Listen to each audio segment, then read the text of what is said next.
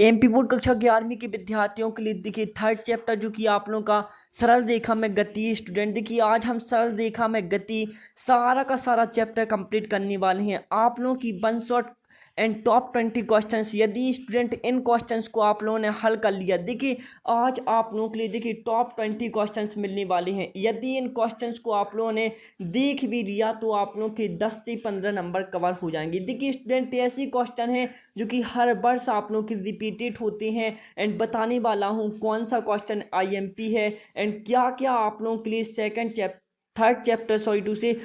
Third chapter सरल रेखा में गति से आप लोगों के लिए क्या क्या पढ़ना है, कौन सा आप लोगों का क्वेश्चन इम्पोर्टेंट होगा। तो देखिए student most important and repeated question top 20 questions में देखिए आप लोगों का फर्स्ट क्वेश्चन स्टूडेंट ताक्षणिक वेग और औसत वेग में अंतर लिखिए। स्टूडेंट ऐसा क्वेश्चन है यदि आप लोगों ने एक भी बार इसे कर लिया अच्छे से याद तो आप लोगों का 2 से 3 नंबर कवर हो जाएंगे। इसी प्रकार आप लोगों के लिए 8 मिनट की वीडियो में जो कि आप लोगों का थर्ड चैप्टर होने वाला है सरल रेखा में गति, सारा का सारा चैप्टर आप लोगों का कंप्लीट करने वाला हूं, वो भी न्यू सीजन 2026-7 में। देखिए तो आप लोगों का ताक्षणिक वेग और औसत वेग में अंतर लिखिए, तो ये आप लोगों का 2 से 3 नंबर स्टूडेंट कवर करा देता है। यह क्वेश्चन ऐसा है कि हर बार रिपीटेड होता है स्टूडेंट, इसीलिए आपको यह क्वेश्चन पक्का करके जाना है। इसके बाद देखिए आप लोगों का सेकंड क्वेश्चन स्टूडेंट चाल और वेग में कोई दो अंतर स्पष्ट कीजिए।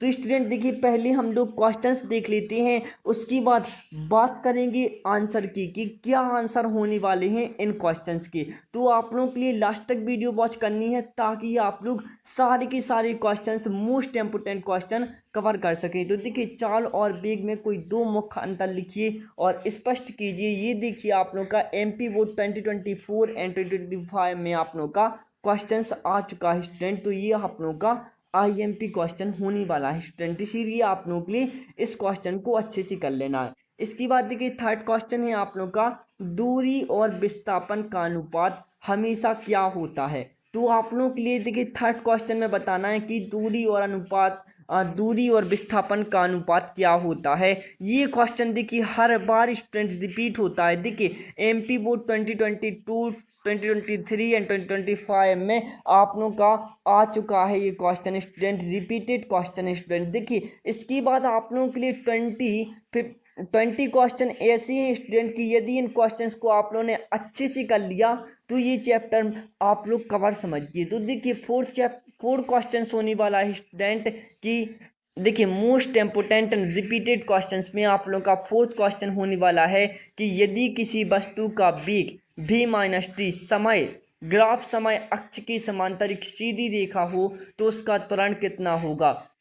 तो एमपी बोर्ड 2025-2026 में देखिए ये क्वेश्चन स्टूडेंट ऐसा बनाया गया है कि ये आप लोगों के लिए ग्राफ पर दर्शाना पड़ता है और ये क्वेश्चन आप लोगों के लिए 4 नंबर भी दे सकता है। ये क्वेश्चन स्टूडेंट हर बार ये क्वेश्चन देखिए एमपी बोर्ड 2025-2026 में आ चुका है यह क्वेश्चन। इसकी बात देखिए स्टूडेंट क्वेश्चन 5 है कि स्थिति समय ग्राफ x-t ग्राफ की ढाल और वेग समय v-t ग्राफ की ढाल हमें क्या सिखाती है। तो आप लोगों के लिए देखिए इसमें स्टूडेंट एमपी बोर्ड 2022 में एंड 2024 में यह क्वेश्चन रिपीटेड होता है। तो आप लोगों के लिए बताना है कि v-t की ढाल क्या बताती है। ये क्वेश्चन स्टूडेंट रिपीट होता है, आप लोगों के लिए इम्पोर्टेंट होने वाला है क्वेश्चन 5 भी। तो आप लोगों के लिए ये भी अच्छे से याद कर लेना है स्टूडेंट। इसके बाद देखिए स्टूडेंट इम्पोर्टेंट क्वेश्चन में आप लोगों का देखिए क्वेश्चन 6 है आप लोगों का। देखिए क्वेश्चन 6 क्या कहता है कि एक गतिमान वस्तु के लिए क्या औसत चाल का मान औसत वेग के परिणाम से कम हो सकता है।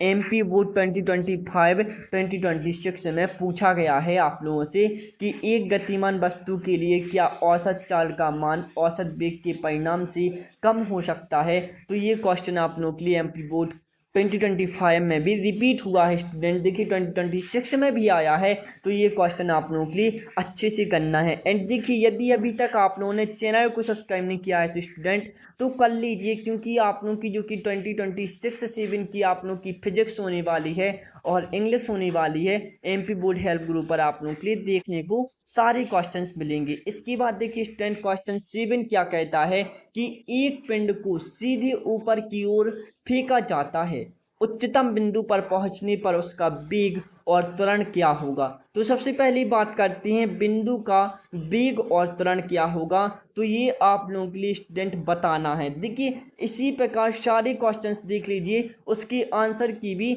इसी वीडियो में बात करेंगे हम। इसके बाद देखिए आप लोगों का क्वेश्चन 11 क्या कह रहा है स्टूडेंट।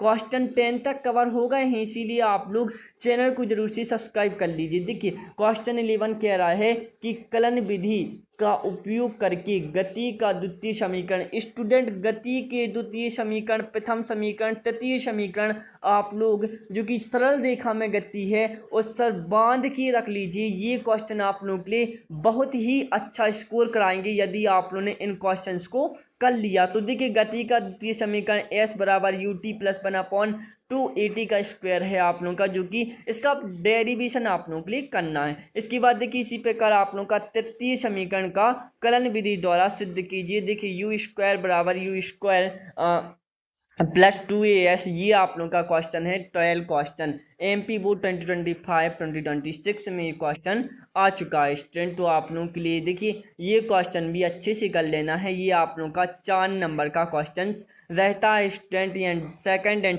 थर्ड जो कि आप लोगों का गति का समीकरण है कलन विधि से आता है स्टूडेंट, कलन विधि से आप लोगों के लिए कर लेना है। देखिए इसके बाद आप लोगों की क्वेश्चन 14 में क्या पूछ रहा है। देखिए क्वेश्चन 15 में आपसे पूछ रहा है कि सापेक्ष वेग से आप क्या समझते हैं। स्टूडेंट मोस्ट इम्पोर्टेंट क्वेश्चन है ये, सापेक्ष वेग से आप क्या समझते हैं। यदि दो ट्रेनें क्रमशः U1 और U2 वेग से एक दूसरे की विपरीत दिशा में चल रही हैं तो पहली ट्रेन का दूसरी से सापेक्ष क्या होगा, ये आप लोगों के लिए क्वेश्चन 14 में स्टूडेंट बताना है। इसके बाद देखिए क्वेश्चन 15 आप लोगों का है कि एक मीनार की चोटी से एक गेंद को चुपचाप नीचे गिराया जाता है, यदि वह जमीन पर पहुंचने में 4 सेकंड का समय लेती है तो मीनार की ऊंचाई ज्ञात कीजिए। जबकि आप लोगों के लिए देखिए g बराबर 10 मीटर स्क्वायर प्रति सेकंड स्क्वायर दिया गया है स्टूडेंट। तो ये क्वेश्चन भी आप लोगों के लिए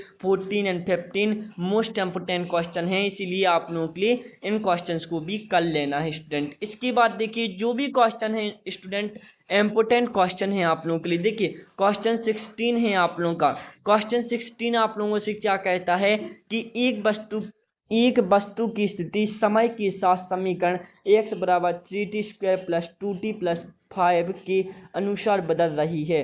तब फर्स्ट दिया गया है कि t बराबर 2 सेकंड पर वस्तु का वेग ज्ञात कीजिए और सेकंड दिया गया है कि वस्तु का त्वरण ज्ञात कीजिए।